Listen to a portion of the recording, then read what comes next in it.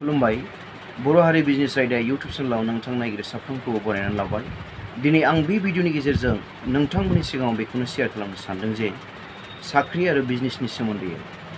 बिदिब्ला नोंथांमोना बे आंनि बर' हारि बिजनेस आयदा इउट्युब चेनेलखौ नायलांबाय थादो आरो साबस्क्राइब खालामनानै हो आरो लाइक खालामनानै हो आरो शेयार खालामनानै हो। जों बिदिबा भिडिअ रायज्लायनि। दिनै जोंनि गेजेराव गोबां मानसिफ्रानो बेबायदिनो गोबां एडुकेटेड एबा फरायनानै गोबां साख्रि होसोनायनि गेजेरावबो साख्रिखौ मोननो थाङाखै। नाथाय जुदि नोंथाङा बेबादिजों भुगिनांनानै दङब्ला एबा नोंथाङा जुदि बेखार थानानै दङब्ला आङो खावलायगोन जोंनि बर' हारिनि गेजेरावहाय नोंथाङा बिजनेस खालाम एबा नोंथाङा नोंनि गोसोआव थि साननानै मोनसे फालांगिनि थाखाय सिन्था खालामनानै स्टाडि खालामनानै नोंथाङा फालांगि फसं। बेयाव लाइफ दङ। आं बुंनो थाङाखै जे नोंथाङा साख्रिखौ दा माव, साख्रिखौबो मावनांगौ, मोजांनि बाथ्रा। जुदि नोंथांनि लाइफआव जुदि साख्रिया मोनोब्ला बियो मोजां। नाथाय जोङो गोबाङानो बेबायदि साख्रिनि सायावल' आसा खालामनानै थायो। नाथाय बेबायदिनो जोंनि समा थांगारो आरो जोङो बेबायदिनो बैसोआ बारायलाङो आरो जोङो बोरायलाङो। बिनि उनाव जोङो एडाल्ट जानायनि उनाव जोङो बानाया फैयो। बिनिखायनो जायफोरा बेबायदि सम दङ, बिनिखायनो आं खावलायगोन जाहाथे नोंथांमोना माबा मोनसे फालांगिनि थाखाय एबा बिजनेसनि थाखाय सिन्था खालामनानै खम फैसाजोंब्लाबो नोंथाङा बेखौ फसंनानै नाय। जानो हागौ नोंथांनि जिबनाव बियो इन जेनेरेसन जे नोंथाङा जे बिजनेसखौ फसंदों बियो गोबाव सम नोंथांनि नांगौखिनियाव नोंथांनि परिबार एबा नोंथांनि बिसा बिसौफोरनि गेजेरावबो खामानि हैनो हागौ। मानोना दिनै गुबुन जाय मारवारिफोर, आं बिसोरनि बाथ्राखौ नोंथांमोननि सिगाङाव एग्जाम्पल होनो सानदों। बिसोरो मा खालामो, गोबां साख्रिखौ बिसोरो सिगां होसोग्रोआ। बिसोरो मा खालामो, गावसोरनि बिजनेस एबा फालांगियाव बिसोरो देहेन होयो। मानोना गोबां फाराग दं होननानै बिसोर सानो। जुदि सोरबा सासेया जुदि जब मावोब्ला बियो गावनि जेनेरेसननि थाखायल' बियो जबखौ मावनानै बे जबनि सेलारिजोंनो बियो बेथनखौ मोनो। जिखियानो बेथन मोना मानो 40,000 50,000 बिथाङा बेथनखौ मोनो। नाथाय बेजोंबो बिहा थोजासे जाया।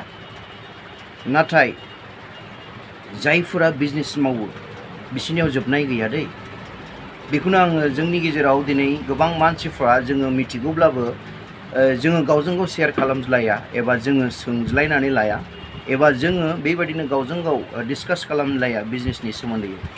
नाथाय जायफोर मारवारिफोर बिथांमोना नाम्बार 1 बिजनेसनि लाइनावहाय, बिसोरो मा खालामो, बिसोरो जेब्लानाखि बिजनेसखौ स्टार्ट खालामो बिसोरो इयुन फिउचारनि थाखायसो स्टार्ट खालामखायो। जेब्ला बिसोरो साननानै मोनसे बिजनेसखौ थि खालामनानै बिसोरो फसंगोन, बे बिजनेसनि सायावनो जाय बेक्तिया बिजनेस खालामदों बियो जुदि बोरायनानै थाङोब्ला बिनि बिसाया बे बिजनेसखौ हेन्डेल खालामगोन। आरो बे बिसाया जुदि हाबा जानानै गथ' मोनोब्ला आरो बिनि जाय बिसा बियो हेन्डेल खालामगोन। बियो जेनेरेसन बाय फिरि थालाङो बिजनेसाव। दिनै बिसोरो नाम्बार 1 टप बिजनेसनि खेथ्रआव जायफोर मारवारिफोर। स' बिदिखायनो आंबो सानो जे आं माखासे आंनि फ्रेन्ड बा मारवारिफोर दङ, बिथांमोनजों आं डिसकास खालामनानै एबा बिसोरजों रायज्लायनानै एसेब्लाबो बिथांमोननिफ्राय आं टिप्सखौ लायो खावनानै। बेनिखायनो आङो जोंनि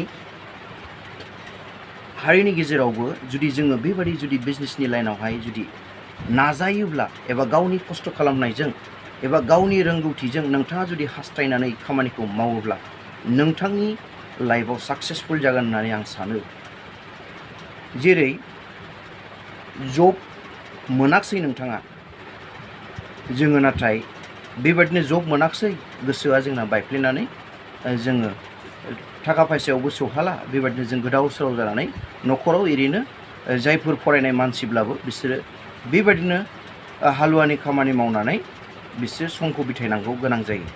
हालुवानि खामानि मावनानै समखौ बिथायनायजों लोगोसे नोंथाङा जुदि खनसे नोङो बिजनेसखौ ट्राइ खालामनानै नायोब्ला आं सानो नोंथांनि गासैयावबो साक्सेसफुल जागोन होननानै। मानोना जोङो गोबां जबखौ नाजानांगौ, बे मोजांनि बाथ्रा। नाथाय जोङो जब मोनाब्ला जोङो बिजनेसनि फारसे गोसो होनांगौ जोंनि हारिनि गेजेराव, जाहाथे जोङो बेबायदि बिजनेस मावनायनि गेजेरजों डेभेलप जालाङो, जोंनि हारिया जौगायो आरो जाथिया जौगायो। दिनै जब आरो साख्रिनि डिफारेन्स होननानै बुङो, साख्रि आरो बिजनेसनि डिफारेन्स होननानै बुङोब्ला जों मिथियो, गुबुनफोरनिफ्राय जों मिथिनानै मोनो।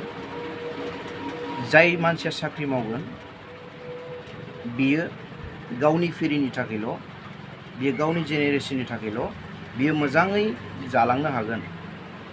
आरो जाय साख्रि मावो, जुदि बिनि फिसाया मोजां लेखा फरायनानै जुदि साख्रि मोनबासो मोनबाय, मोनाबा जाय बिफाया साख्रि मावो जुदि बियो रिटायार जानानै थांब्लानो बियो बेवहाय बिनि जेनेरेसना जोब्बाय। जुदि बिजनेस खालामो होनना बुङोब्ला, फालांगि खालामो होननानै बुङोब्ला, बियो बिनि बिसा बिसौ गोबां बेबायदि फिरि बाय फिरि जालांबाय थायो। बेनिखायनो आं सानो नोंथाङा जुदि गभर्नमेन्ट साख्रि एबा जबखौ मोनाखिसैब्ला नोंथाङा बिजनेसखौ गावनि गोसोआव थि खालामनानै मोनसे फालांगि फसंनानै नोंथाङा नोंनि नाजानाय एबा नोंनि रोंगौथिनि गेजेरजों साक्सेसफुल जागोन होननानै आं सानो। स' बिदिब्ला आंनि भिडिअ'आ एसेनोसै। गोजोन्थों।